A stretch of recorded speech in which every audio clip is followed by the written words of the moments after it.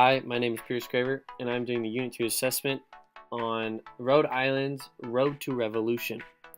Now, to get some understanding, Rhode Island's main main business was really farming and seed trading. This is how they made most of their money, and so their two main ports were Providence and Newport. And so essentially these were their main backbone for their economy. That's important for what I'm going to talk about later. Now, the next important part was when the 7 Years' War ended with British and the French. And essentially, Britain, after this point, enacted the Acts of Trade and Navigation. This was limiting colonists' ability to trade with any country they wanted to. They had to trade with only pretty much British or people that worked with British.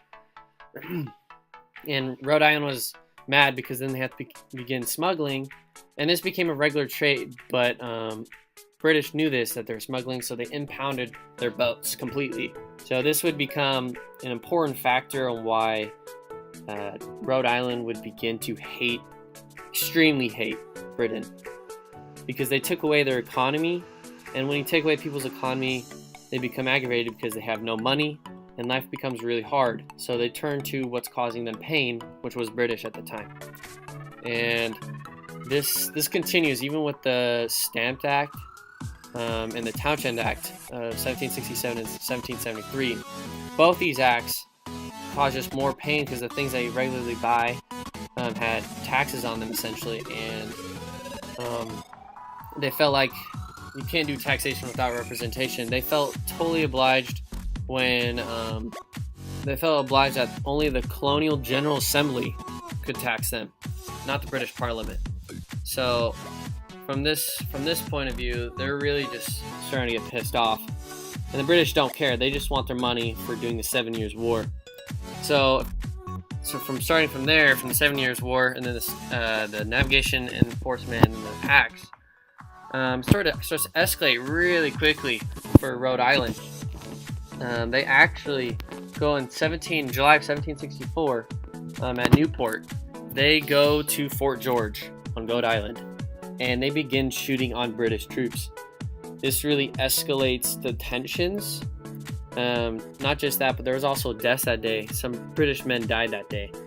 And at this point, Rhode Island's just completely getting rid of British. They start with the Loyalists, or they're called the Tories.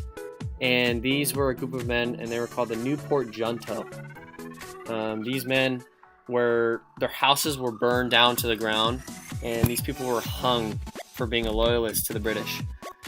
And after this, soon after, like 3 to 4 years, Rhode Island essentially just started burning down the British naval ships. They were just, because they were so mad, and essentially after this point, they just severance. They were the first colony to become separated from the British allegiance.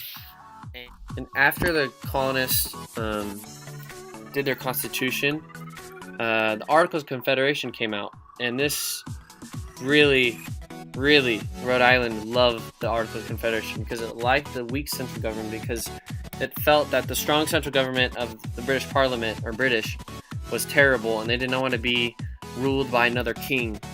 And so they were all against the Constitution. It took them, I think, 3 years, and they would not want to join. They were the last state to ratify the Constitution, and at that point they were doing it because they needed to survive. But out of all the other states that were the last to ratify, they had the best chance of surviving by their own, because of the fact that they had such a good farming and trading with other countries. They really only did it for protection from other countries and didn't want to be consumed by French or something like that. They wanted to work with the people around them because they had to, not because they wanted to. Overall, Rhode Island had to deal with the Tax Act, the Stamp Act, and the Townshend Act. And with this, they came to the realization that the British Parliament has no right to tax them, and so they came with it saying no taxation without representation. This would make them become more patriotic than loyalists for the majority of them, but for the people that chose to be loyalists would soon be hanged for what they believed in. The major leaders that really moved this could be argued that it was actually the British Parliament, because they were the ones then enforced these acts and navigation laws, and what pushed Rhode Island to the edge of extremism. Thank you. For I have covered the road to revolution for Rhode Island.